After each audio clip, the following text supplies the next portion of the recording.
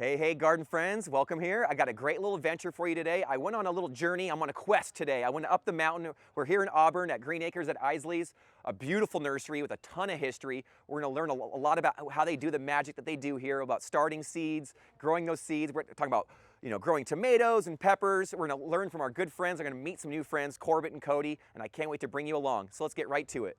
All right, what's up, Corbett? How's it going? Good morning, Kevin. Thank you so much for having me, Corbett. So we're here. This is a very special day for me. I'm so happy to be here. We're at Green Acres at Eisley's. This is a historic nursery. It's been around for almost 100 years. What, 1932, Kevin. Yeah, so this place has a ton of history. I'm really excited to be here today. We're going to do a whole little tour. We're going to see a bunch of stuff, but we're going to start off today's tour right at the beginning at this historic little thing. You wouldn't think this wonderful refrigerator has a history to it, but what actually is this? So this is one of the original refrigerators they had here. They used this to store their seed. When the Gill family merged in this property and started growing with the Eisley family, this actually had seeds in it about this time last year. And this is one of Earl's lockers where he kept all of his wonderful seed varieties. I love it. So for our listeners, what's a great way to keep seeds healthy or viable for longer? What was this actually doing? So the best way to store seed is in a cool, dark place, and nothing better than a refrigerator to keep them cold. I love it. So we looked in here. No, there weren't any seeds anymore. They actually have a new updated location to where they keep their seeds. So I can't wait to learn a little bit about that. So can you tell us what do you actually do here, Corbett? What's your job? So my title is grower. So I help coordinate all the planting, germinating, transplanting, moving, and getting all the plants basically from seed to the Green Acres store into the customer's hands. Well, when you see here in a little bit, you're probably going to notice that he's probably a very busy person because this place is covered in plants, both mature and immature. I've seen some behind the scenes areas and it's pretty cool. So like I said, you must be super busy because there's areas to grow. There's hoop houses everywhere and greenhouses, so to speak. And so, like I said, I'm really happy to be here. Hopefully I'm going to pick your brain as much as we can and then share what we find with our listeners. Sounds good. Let's do it. All right, so in the land of 100,000 seedlings, how many varieties of plants do we have in here? I know you got your peppers and your tomatoes specifically. How many tomatoes do we have in here? So we've got 58 varieties of tomatoes in here. That's incredible. Now, are there any specific varieties that are near and dear to your heart, ones that you're excited about growing and trying? So the newest one that we're introducing this year is the Jet Setter tomato. I'm personally extremely excited to grow it. I'm going to grow it at home. But the Jet Setter was actually Earl Eisley's favorite variety of tomato. Originally his favorite variety was Ace, but the Jet Setter is his new favorite, and we're reintroducing that tomato this year. I might have to actually grow the Jet Setter because I usually have at least one Ace in the mix. But if Earl thought the Jet Setter was good, I can't wait to try it. Now, for those of you who don't know, who is Earl? So Earl Eisley is one of the original folks that started this nursery back in 1932, him and his family. A true plant person, I'm certain of it. Yeah. Oh yes, he's a legend. Plant lover, yeah, plant legend, there you go. Now I've also heard your guys' love affair with peppers is as good as your love affair with tomatoes. Are there any peppers that you're like kind of juiced on growing this season? So I personally like growing the super hot peppers, but this year we're introducing Snackabelle red bell pepper, which is a mini red bell pepper, and then Marconi, which is an Italian roaster. Ooh, they both sound delicious. One for cooking with, and one probably never even makes it into a dish. You just eat it right off the plant. Yes, sir. Love it. Well, I'm feeling kind of warm in here. It's time to go get some fresh mountain air and go see some more. So let's get out of here and go see some more stuff. All right, so you have some really beautiful plants here, and these are the kitchen mini series, so I can't wait to try them out. But is it all just one variety, or are there multiple varieties of minis? So this is a whole new product line that we're doing of kitchen minis, and there's tomatoes, peppers. There's about 4 different kinds of tomatoes that you're looking at. They're dwarf kitchen mini tomatoes. They're designed to be grown on your windowsill.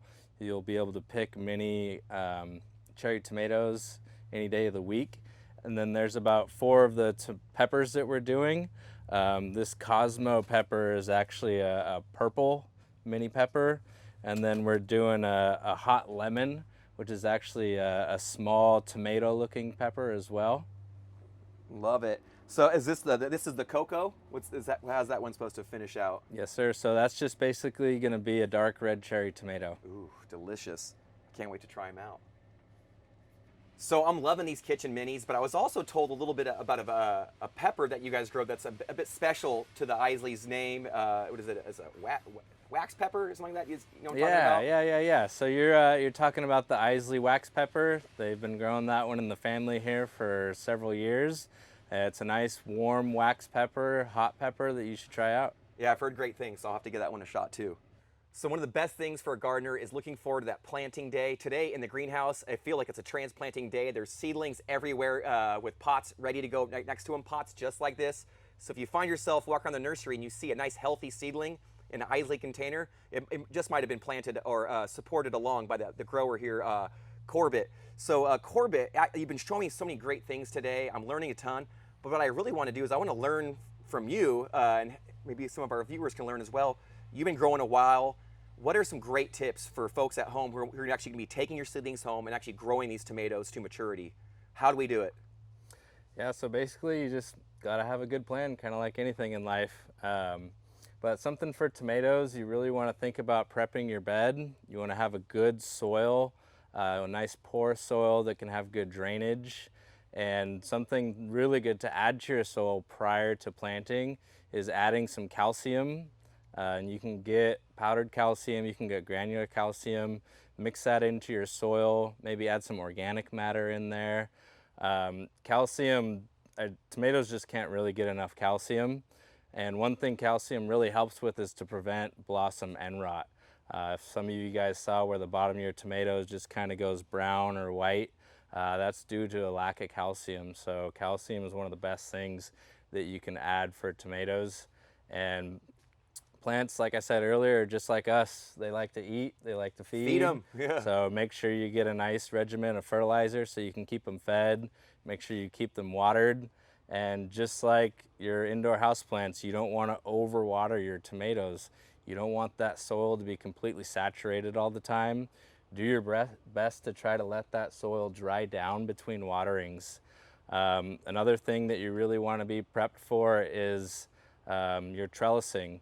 Because these tomatoes, if they grow up and you don't give them any support, they're just going to fall over on their side. They can root into the ground if you do that, but that's not what you want. So there's a bunch of different ways you can trellis. You can get the regular old tomato cages, which make sure you put those on early before your tomato plant gets too big. Yeah, you wait till it's a 3 or 4 foot tall. You're trying to put every branch and vine through there. Yep, Oh. I've done that. It's a bear trying to fish them through. I'm guilty. Yeah, like why didn't I do this sooner? That's fantastic. Some other cool things to look into would be the Florida weave, which I like to do, but then also just having a big trellis that you can tie straight down to the plant, which I kind of prefer, and you wrap your string around the tomato plant as it grows up. And you really want to look at what kind of tomato you're growing. If you're growing a determinate tomato, then your regular cage will be just fine. But if you're growing indeterminate varieties, those will keep growing up and up forever. So something like a Florida weave or the top-down trellis I mentioned is a good idea. So for some of our new gardeners, a determinate tomato is what in comparison? So determinate tomatoes basically grow to a certain height and then they stop growing. Indeterminate varieties will just continue to grow and grow and grow and grow. Yeah, those are the ones that will topple over my tomato cage, I'm sure. Love it. So you can see behind me, we're actually in a working greenhouse right now. It's always a perfect spring day in here. It's nice and warm and toasty, even though it's cold and chilly outside. But you can see all the planting going on behind us like crazy. Look at this furious planting of these seedlings. I've noticed too, your soil mix is very nice. It's light and fluffy. So is that good for root development? Is that all on purpose? Yes, sir. Love it. So when you're out shopping, you see a healthy little seedling in this container, you can thank Corbett and Company because they're out here doing the dirty work for us. Thank you much. All right, so I'm here with my good friend Cody. How's it going, Cody? Good. So Cody, how long have you been working here and what is your position here? I've been here about 11 years. Woo! And I've basically been in the soil shed the whole time. I do a little bit of everything though.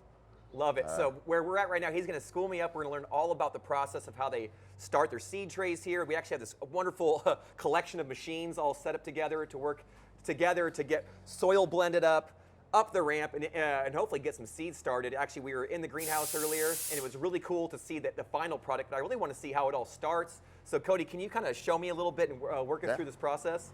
What am I looking at right Yeah. here? So it all starts with the Roto Mixer. Pretty basic. Put your soil ingredients in, peat moss, perlite, a little fertilizer. Well, it looks like a gigantic dumpster bin, but it's super clean, and it has like, was this trap door open Yeah. at some point? So this is where the soil gets kicked out, goes up the conveyor, right into the machine. And they built this so I can wheel it around and kick soil out if I need to, or So very cool. So they blend up their own soil. Was it, you said a mix of perlite and peat moss, mulch, and perlite, and some fertilizer. love it. So yeah, it's got everything it needs. It's a Got really good soil mix. 5 or 6 different soil blends we do. Love it. So today, what are we going to be planting? We're planting tomatoes today. All right, it's that season tomato planting. So let's go along. So we got this almost like a conveyor belt, like, like tank treads right here, taking up that dirt. Whoa!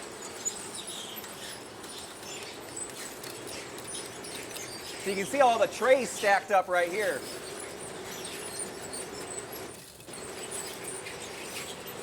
So right now we're just getting soil in the trays so we can seed them. And what's nice is those seed trays are getting, basically leveled off perfectly. I'll get this going for you.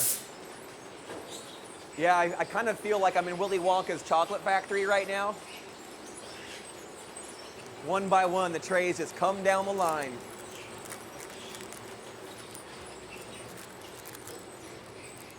All right, so Cody's got a big old sack full of seeds. It's like tomato seeds for sure. We load these up. This is a big vacuum. There's small holes on these drums. Oh, those that are grab tiny. the They're hard to seed. even see. Okay, don't put your fingers in there. No. So that just actually dibbled it and actually made it a little dent in the soil, about a 1/4 inch down. Wow, look at that. Oh, it's perfect. How big is this tray? How many is that? So 200? this is a 288. 288. 288 cells. Wow. And this thing will put 1 seed in each one. Sometimes 2, but usually 1 seed. That is great. From here, Yeah, the seating is perfect. we have a vermiculite cover. Yep.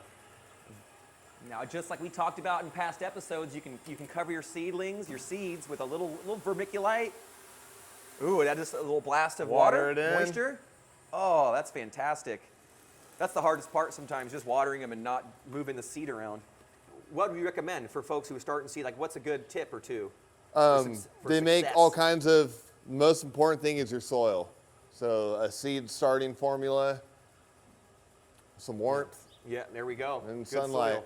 Yeah. All right, there you go. Warmth, sunlight, and good soil. Love it. So Cody, it's really great to speak with you because I know that you've been here, for a number of years. You've had some history with this store that has a ton of history. Can you give us a little insight into kind of the spirit of Eisley's up here? I know Earl's gone now, but it seems like what he started is living on. What are your thoughts on that? It's really neat to be able to continue it, not see it die out. I'm also like an Auburn local, 6th generation. Our families have been here a long time, and Yeah, it's nice to see this kind of thing keep going. I love it. I think supporting local business, having a business like this that has so much history, and you being a part of that, that's pretty cool. I'm a little envious. That's great. Well, thank you so much. Yeah. Really appreciate it.